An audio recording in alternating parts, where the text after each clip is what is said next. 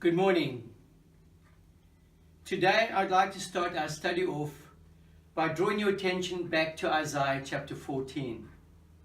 You will recall how that in chapter 14, the heart of Lucifer, the heart of the devil, is revealed to us.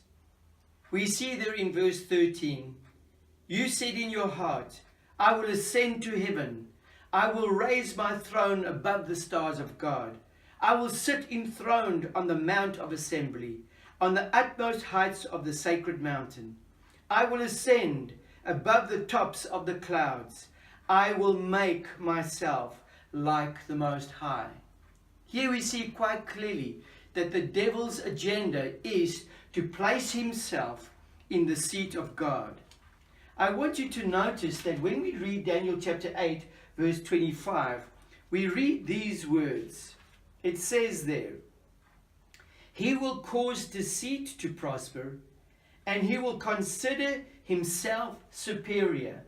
So here we see that one of the first things that this little horn does, it considers itself to be superior. Similar to what we see the devil was hoping to achieve. Now we see that this power is a power that the little horn has, is a power that is exercising on behalf of the devil. I want you to notice this. We also see there in Daniel chapter 7 verse 25 that it says this, "He will speak against the Most High and oppress his saints and try to change the set times and the laws." So we see here again that this little horn speaks against the Most High.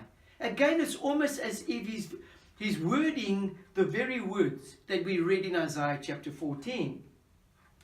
In Revelation, we also read in chapter 13 that this little horn does the following. It says there in verse 5, "The beast was given a mouth to utter proud words and blasphemies, and to exercise his authority for 42 months.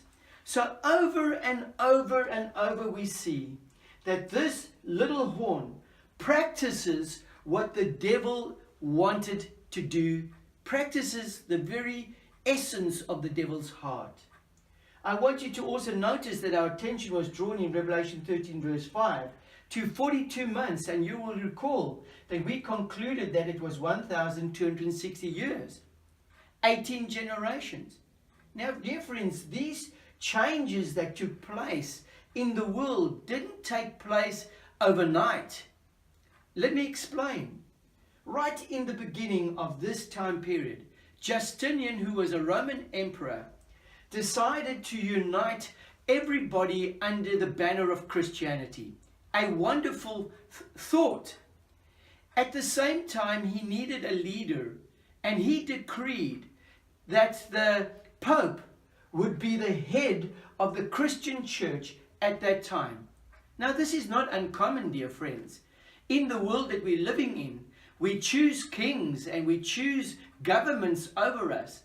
And in order for them to be able to govern us properly, they exercise laws. They bring laws into effect. They help us to have a well-established government, and a well-established government is based on ruling and the implementation of those rules. So in order for this Christian world to be functioning properly, we needed a head, and Justinian made the Pope the head of the Christian church.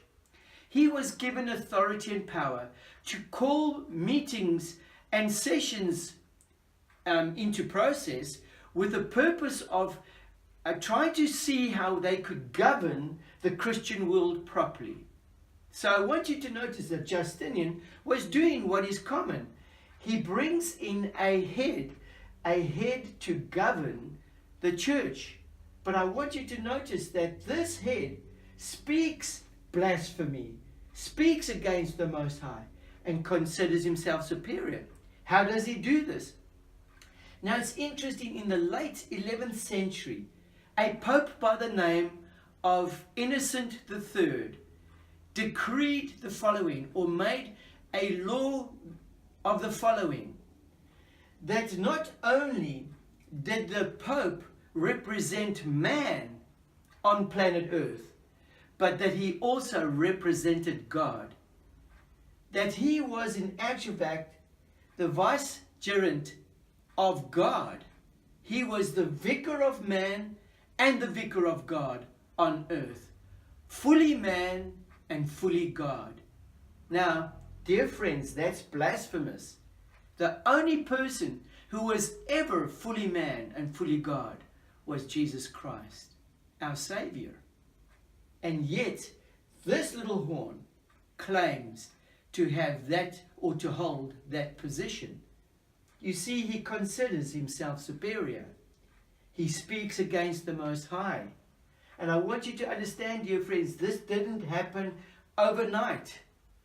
It didn't happen right in the beginning. As people accepted the head, the church, over them, they also accepted the fact that this little horn not only represented them before God, but that this little horn represented God before man. You see how easily something can happen? How that an organization can be established over a period of time and subtly taking over the very seat of God. Now that you're conscious of this, be careful who you allow to rule over you. God is the King of Kings. And I want to finish off by reading out of Isaiah chapter 7 again. And I'm going to read there verse 9.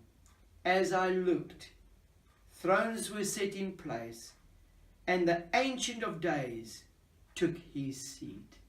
Dear friends, all the rulers of this world, all the kingdoms of this world, their seats will be taken below his seat.